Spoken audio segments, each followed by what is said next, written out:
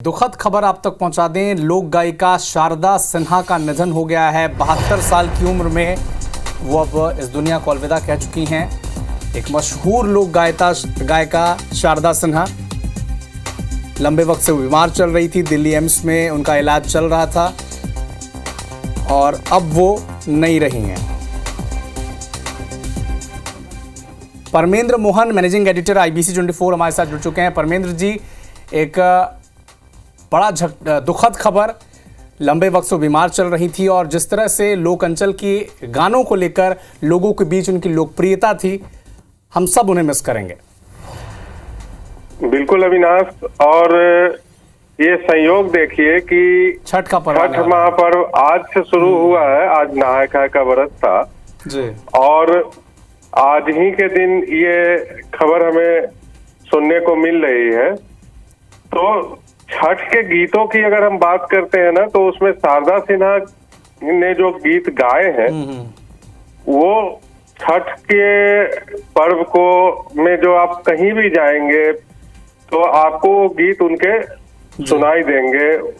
हर जगह उनकी आवाज गूंजती हुई आप सुनेंगे पाएंगे। तो ऐसे समय में शारदा सिन्हा का निधन निश्चित रूप से एक दुखद खबर है और एक बहुत बड़ी विविधता थी उनके गानों में।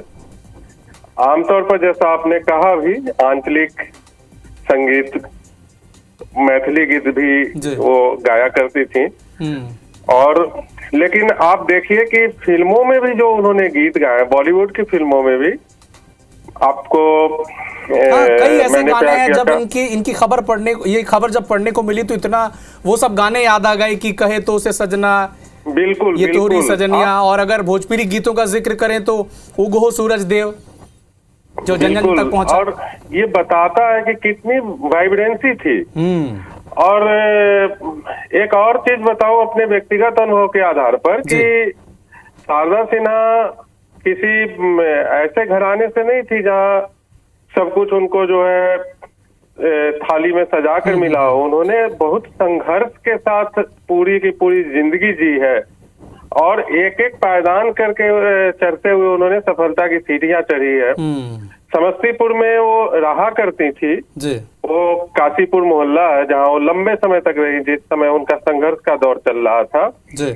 और उस दौर में कैसेट आया करते थे जी। तो कैसेट बिकते नहीं थे उन्हें लोग जानते नहीं थे। तो रिकॉर्ड करके कैसेट मंदिरों में उन्होंने भोला के देखेला बेकल भैले जियरा, इस टाइप के जो भजन होते थे वहाँ की भाषा में, उन्होंने मंदिरों में दे करके रिक्वेस्ट करके बजवाते थे। लोगों को धीरे धीरे पसंद आने लगे और देखिए कि वहां से शुरू हुआ सफर उनका कहाँ तक पहुंचा। खैर, हर सफर का एक अंत होता है और काफी समय से बीमार थी। आज उन्होंने आखिरी हमारे बीच नहीं रही। और जिसका जिक्र भी आपने किया मोहन सर की, उनका जो बैंडविड्थ था वो कितना बड़ा था। छठ हो, विवाह पूजन हो, मुंडन हो, जनेऊ हो, विदाई समारोह हो, वो हर किस्म के उन्होंने गीतों को गाया है। और वो बिहार, न सिर्फ बिहार बल्कि पूरे देश की जनता उन्हें इतना प्यार करती थी। लेकिन एक दुखद खबर कि 72 साल की उम्र में लंबी बीमारी से वो जूझ रही थी और आज दिल्ली एम्स में उनका निधन हो गया। हालांकि प्रधानमंत्री मोदी ने आज सुबह ही उनके बेटे से बातचीत की थी। कई केंद्रीय मंत्री भी पहुंचे थे उनसे मुलाकात करने के लिए। शुक्रिया सर तमाम जानकारी के लिए।